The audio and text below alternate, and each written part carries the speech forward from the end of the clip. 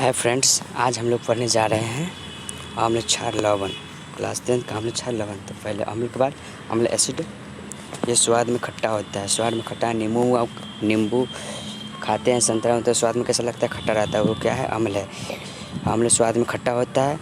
ये नीले लिटमस पत्र को लाल कर देता है। अम्ल नीले लिटमस पत्र को लाल कर देता है। देखिए मेरा नाम क्या है? अनिल है। तो अनिल से एक ट्रिक बना रहे हैं आपको, जो कि बहुत कारागार रहेगा। इस और से क्या हो गया? अम्ल। एन से नी से क्या? नीला। और ल से कथी हो गया? लाल। मतलब अम्ल नीला लिटमस को लाल कर देता था। अनिल आप लोग याद कर लीजिएगा, अनिल याद कर लीजिएगा। अनिल से हो गया अ से अम्ल, और नी से नीला और लाल। मतलब नीला लिटमस को लाल कर देता है कौन? अम्ल।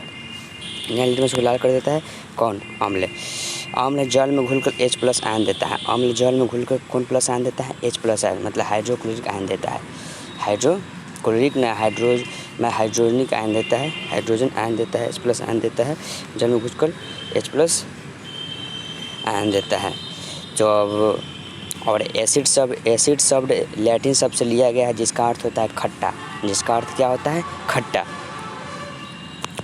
अम्ल दो प्रकार का होता है, प्रबल अम्ल और दुर्बल अम्ल। प्रबल अम्ल जिसमें H+ आयन की मात्रा अधिक हो उसको प्रबल अम्ल, और जिसमें H आयन की मात्रा कम हो उसको कहते हैं दुर्बल अम्ल। तो प्रबल अम्ल दुर्बल अम्ल का डिफिनेशन तो लिखा ही जाएगा। और प्रबल अम्ल दुर्बल अम्ल का डिफिनेशन लिखने के बाद प्रबल अम्ल का एग्जाम्पल कथी हो गया? HCl H2SO4 HNO3। दुर्बल अम्ल का CH3 COOH, लैक्टिक अम्ल, ऑक्जेलिक अम्ल। लैक्टिक अम्ल, ऑक्जेलिक अम्ल। अब अम्ल और सांद्र मतलब अम्ल में जो दो टर्म आता है, वो सांद्र अम्ल एगो तनु अम्ल। तो सांद्र अम्ल तनु अम्ल कितना जगह लिखा जाता है? तो सांद्र अम्ल का मतलब हुआ जिसमें अम्ल की मात्रा अधिक हो, मतलब अम्ल की मात्रा अधिक हो लेकिन जल की मात्रा कम हो। सांद्र मतलब सांद्रन चाहे तनु उसमें लग गया तो उसमें मतलब जल है और अम्ल भी है। लेकिन अम्ल की मात्रा अगर अधिक होगा और जल की मात्रा कम होगा तो उसको कहते हैं सांद्र अम्ल। कौन अम्ल? सांद्र अम्ल।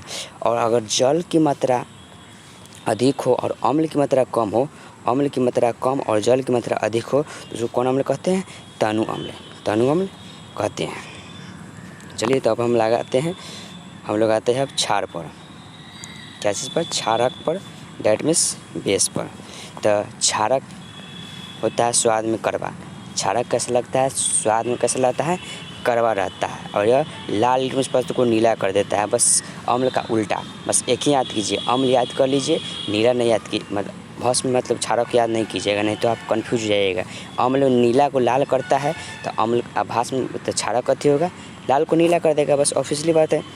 तो इसमें भी अम्ल दो प्रकार का होता है, प्रबल क्षारक एगो दुर्बल क्षारक। तो प्रबल क्षारक जिसमें देखिए, तो एगो पहले जलीय विलेज में क्षारक जलीय विलेज में घुलकर OH- देता है।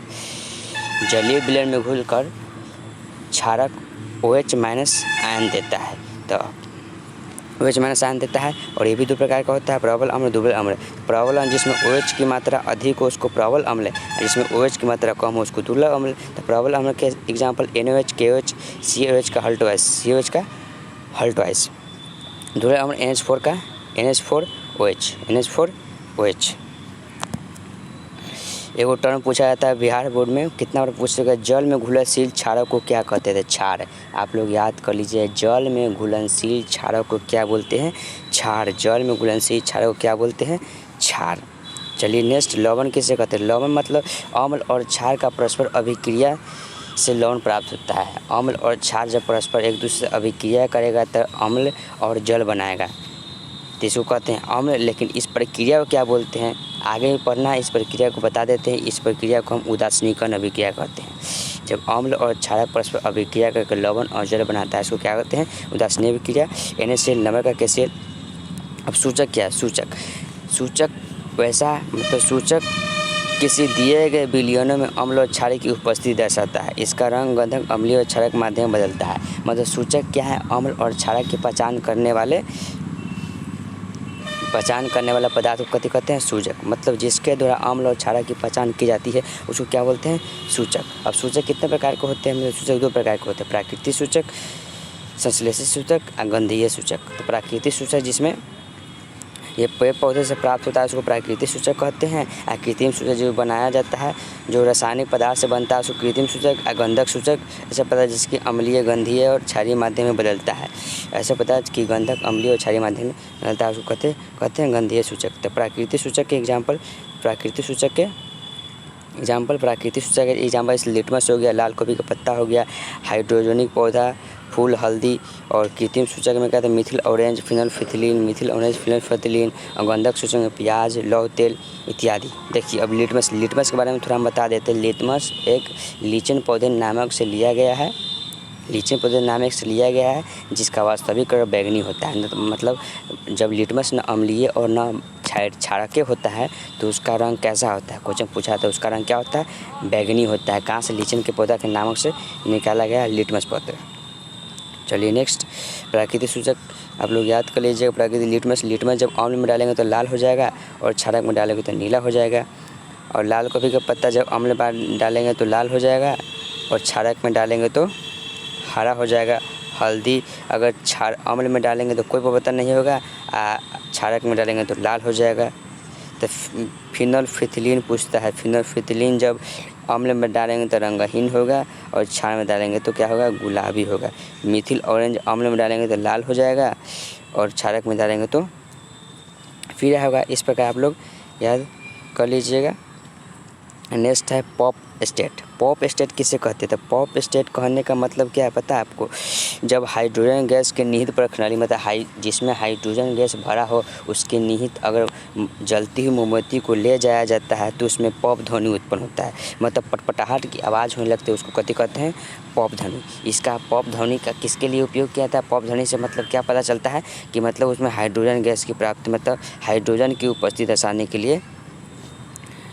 दर्शाने के लिए करते हैं। किसका, पॉप टेस्ट क्यों करते हैं, तो हाइड्रोजन मतलब हाइड्रोजन गैस उसमें प्रवाहित है कि नहीं, पॉप टेस्ट करते हैं। पॉप टेस्ट समझ में आ गया। जब हाइड्रोजन गैस के निहित प्रणाली मतलब जिसमें ऐसा प्रणाली जिसमें हाइड्रोजन गैस हो उसके समीप जब जलती हुई मोमबत्ती को लाया जाता है तो पटपट की आवाज़ शुरू होती है, जिसको हम पॉप ध्वनि या पॉप स्टेट कहते हैं। पॉप ध्वनि उत्पन्न होता है। तो पॉप स्टेट का प्रयोग हाइड्रोजन की उपस्थिति दर्शाने के लिए किया जाता है। चलिए तो आपसे क्वेश्चन पूछेगा। नेक्स्ट क्वेश्चन, उदासीनीकरण अभिक्रिया हम आपको बता दिए। जो अम्ल क्षारक परस्पर अभिक्रिया करता है तो कौन अभिक्रिया बनाता है, उदासीनीकरण अभिक्रिया बनाता है। और जब अम्ल धातु कार्बोनेट से अभिक्रिया करता है तो लवण और जल बनाता है। धातु कार्बोनेट से अभिक्रिया करता है तो लवण और जल बनाता है। अम्ल जब धातु बाइकार्बोनेट से बनाएगा तब पर भी लवण और जल ही बनाएगा। नेक्स्ट क्वेश्चन, अब धात्विक ऑक्साइड के क्षार द्वारा अभिक्रिया मतलब अधात्विक ऑक्साइड प्लस क्षार, लवण प्लस तो जल बनने के लिए H+N की मात्रा उत्पन्न होता है। इसे आप लोग पढ़ चुके हैं। H+3 भी लिखा जाता है हाइड्रोजन आयन के लिए। देखिए H+N H3 हाइड्रोनियम आयन के रूप में पाए जाते हैं। हाइड्रोनियम आयन के रूप में पाए जाते हैं। ये सब तो आप लोग पढ़ चुके हैं। सब आपको तो बता ही चुके हैं हम लोग। जो H+N देता है OH- क्षारक होता है, इससे आप लोग पढ़ चुके हैं। सूचक अनेक सूचकों मिश्रण। सार्वभौमिक सूचक किसे कहते हैं, तो सार्वभौमिक सूचक किसे कहते हैं, तो सार्वभौमिक सूचक किसे कहते हैं, तो अनेक सूचकों का मिश्रण होता है। यह सूचक किसी विलयन में हाइड्रोजन आयन के विभिन्न सांद्रता को रंग में परिवर्तित कर देता है। मतलब विभिन्न सूचकों का मतलब अनेक सूचकों का मिश्रण होता है, इसको सार्वभौमिक सूचक कहते हैं। चलिए अब हम लोग कहते हैं pH स्केल के बारे में पढ़ लेते हैं थोड़ा। इसके बारे में pH का मतलब P का मतलब कथी होता है, पोटेंज एक जर्मन शब्द है जिसका अर्थ होता है कथी, शक्ति। H का मतलब होता है हाइड्रोजन होता है बस। तो pH स्केल होता है मतलब pH अगर 7 रहेगा तो उदासीन विलयन होगा। अगर pH मान 7 से कम रहेगा तो अम्लीय और pH मान 7 से अधिक रहेगा तो क्या होगा, क्षारीय। तो H+N की मात्रा प्रबल अम्ल है, इधर यह क्या है, दुर्लभ अम्ल है। जिसमें देखिए बढ़ती हुई अम्लीयता, बढ़ती हुई क्षारीयता, जिसमें H+N की मात्रा अधिक हो अम्ल कहते हैं, और OH माइनस का अधिक हो, OH माइनस का अधिक हो उसको क्षारीय कहते हैं। द pH स्केल आप समझ गए हैं, pH स्केल होता है स्टार्टिंग 0 से 14, जो कि इधर रहता है क्या, अम्लीय, और इधर रहता है क्या, क्षारीय, बीच में रहता है जिसका pH मान 7 होता है, उसका क्या होता है, उदासीन विलयन होता है। जैसे जल का pH मान आपसे पूछता है कि जल का pH मान क्या होता है, तो जल एक कथी है, उदासीन है, जिसका pH मान कथी होता है, 7 होता है। चलिए तो हम लोग थोड़ा शॉर्ट में रिविज़न कर लेते हैं, और इसका आगे का चैप्टर आगे का बच्चा बाद में पढ़ेंगे। जो स्वाद में मतलब जो स्वाद में खट्टा होता है, अम्ल, जो नीले लिटमस पेपर अम्ल जो जल में घुलकर H+ आयन देता है उसको अम्ल कहते हैं। जो स्वाद में कड़वा होता है उसको भस्म, जो स्वाद में कड़वा होता है उसको कथी बोलते हैं, भस्म, और जो लाल लिटमस पेपर को नीला कर देता है उसको क्षारक कहते हैं। जल में घुलकर OH- आयन देता है उसको क्षारक बोलते हैं। जल में घुलनशील क्षारक को क्या बोलते हैं, क्षार। जल में घुलनशील क्षारक को क्या बोलते हैं, क्षार। सूचक किससे कहते हैं, तो सूचक किससे कहते हैं, तो सूचक मतलब अम्ल और भस्म के प्रकृति की जांच करने के लिए जिसका उपयोग किया जाता है उसको कथी कहते हैं, सूचक। सूचक 3 प्रकार का होता है। प्राकृतिक सूचक जो पेड़ पौधे से प्राप्त होता है उसको प्राकृतिक सूचक कहते हैं, जैसे लिटमस, गोभी, लाल गोभी का पत्ता, हल्दी इत्यादि। कृत्रिम सूचक वैसा सूचक जो मानव द्वारा निर्मित होता है, मतलब संश्लेषित सूचक, बनाए गए सूचक को संश्लेषित सूचक कहते हैं, जैसे मिथिल, ऑरेंज, फिनल, फिथिलीन। गंधीय सूचक वैसा पदार्थ गंधक अम्लीय और क्षारीय माध्यम में बदल जाता है, जैसे प्याज, लौंग इत्यादि।